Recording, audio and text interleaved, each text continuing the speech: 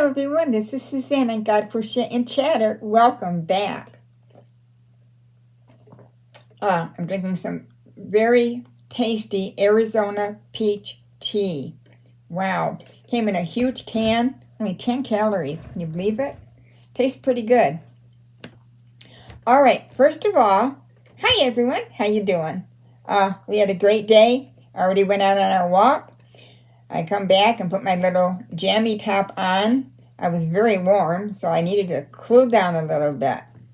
All right, today we read the entire book of Ruth. 4 powerful chapters. Isn't it amazing? There is a lot contained in these 4 chapters that is like overflowing with information, and beautiful information it is. Tomorrow I want you to read 1 Samuel chapters 1 through 3. The rest of this week we will be in Samuel, and we will be getting into the life of David. Ruth was a great-grandmother to David, and we know through that lineage came Jesus Christ, our Savior. Never know what God has in store for you and what his plans are, but where God takes you and leads you, there's always a purpose and a promise. All right, let's do our trivia question first. And, okay, here it is. Yesterday was, complete the following verse. Wait on the Lord. Wait on the Lord and be of good courage, and he will strengthen your heart. Wait, I say, on the Lord. You know, that's my favorite verse. All right, everyone. Congratulations. A lot of you got that answer correct again. All right. Got a new card for a new week. Here we go. Today's question. What 2 men of God were at different times in history assisted by a raven or ravens? What 2 men of God were at different times in history assisted by a raven or ravens? If you need a little bit of help, you'll find the answer in Genesis 8:7 and 1 Kings 17:4 through 7. All right. All right, let's get to our devotional, and then I got some reminders for you. Okay, Ruth was a virtuous ancestor of Jesus. We know that, as I mentioned, through King David's lineage, Jesus Christ was born. Ruth is a great-granddaughter, and we will meet David, as I said, in 1 Samuel. It's going to be a great study on the life of David. The story of Ruth takes place during a time of judges. It is a bright story of hope during a very dark period in Israel's spiritual and political history. Sometimes we need that during dark times, don't we? Just a little ray of hope that things are going to be okay, that we can do this, we'll come out better on the other side. Yes, indeed. Sometimes God moves us around for his purposes.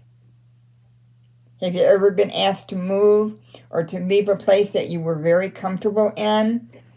Maybe a spouse dies and you had to completely rearrange your life, a divorce, many reasons. Well, God always has a plan and a purpose, even in spite of ourselves.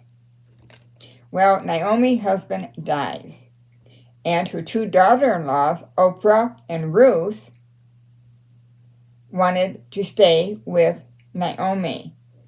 And she tries to discourage them. But Ruth strongly insisted on going to Bethlehem. Now I want to read in chapter 1, 16 through 17, or actually 15 through 17. And she said, "Look, your sister-in-law has gone back to her people and to her gods. Return after your sister-in-law."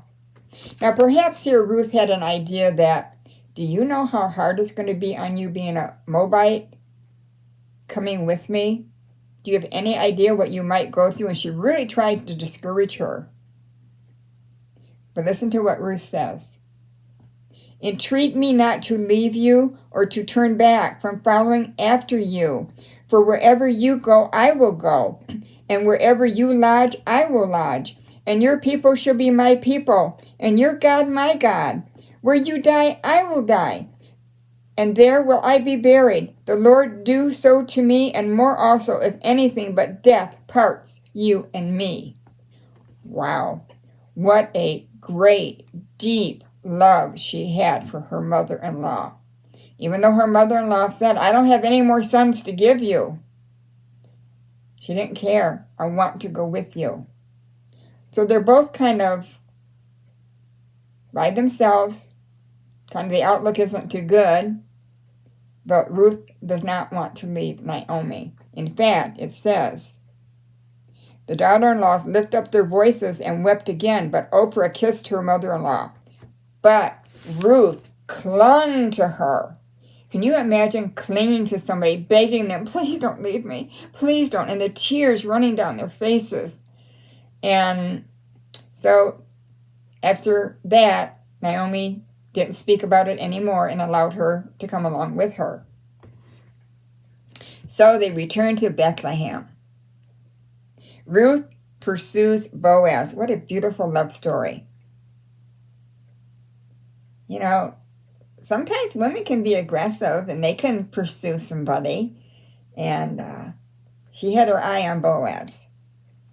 And when Naomi kept hearing her report on Boaz, she kind of tells her what to do. Go lay down at his feet and do this and do that. And she did. But Boaz, he was a very godly man. And Boaz emphasized throughout was her character and her godliness. Proverbs 31 speaks of a Proverbs 31 type woman, doesn't it? She's good in business. She takes care of the household. She sits in the marketplace, all these things. Well, Boaz did his homework. He observed her. He did a background investigation of his relationship to Naomi's family. And when he found out he was the kinsman redeemer, he's like, wow, all right. Then I can, I can have you.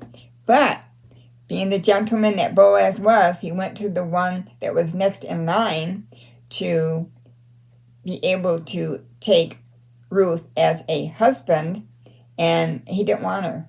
And he gave a sandal, and that was the way that they did it, as that promise. And Boaz fulfills his role in front of the town, in front of everybody openly, that look, he don't want her. I'm taking her as my wife. And then he knew her as his wife. Not before then. She just laid at his feet. There was no hanky-panky going on. I'm afraid today a lot of couples have that mixed up. They live together to see if it will work. They have sex before they're married. And the dangerous thing about that is, the couple breaks up and one finds out that she's pregnant. What you going to do then? Well, sadly, a lot of people abort their babies, don't they? Oh, it's not the right time. If we do things in the order that God has set down, as in this story of Boaz and Ruth, what blessings. And Ruth has a son, and Naomi takes the baby and cares for it, and both their joy is restored. Oh, it's just amazing how God can move in our lives. So never give up hope. You never know what's just around the corner, what God has for you. All right, everyone. I hope you've enjoyed that devotion today on Ruth. What a great woman she was, really. And I just feel her compassion. I can just, my mind keeps going back to her crying and pleading with her mother-in-law, don't leave me, please, you can't do this. I love you. And is clinging to her. That's a pretty good love. And as we know, out of all this, and then through the lineage of David, Jesus Christ is coming. We see this happening throughout the Old Testament, don't we? Yeah. All right, everyone. I gave you your trivia question. I gave you your study for tomorrow. And, oh, now I kind of had a moment there, but I remembered. All right, don't forget, on Thursday, I'll be drawing a winner for the 1-year giveaway. If you haven't gone back and watched that video, do so. Leave a nice comment, and I'll be drawing a name on Thursday. You will receive the dishcloth sets with the pot holders and 2 skeins of the Restful Rainbow Shawl Ball. Here you go. All right. I'm anxious to see who's going to be the winner of that great prize. And I am still working on getting my giveaway gathered up for the 4th of July giveaway I'm going to have. And I will be revealing that package to you very soon. All right, everyone. You have a blessed day, a blessed evening. Whatever time zone you're in, may the Lord bless and keep you always. All right, everyone. I will see you tomorrow on God Crochet and Chatter. Bye, everyone.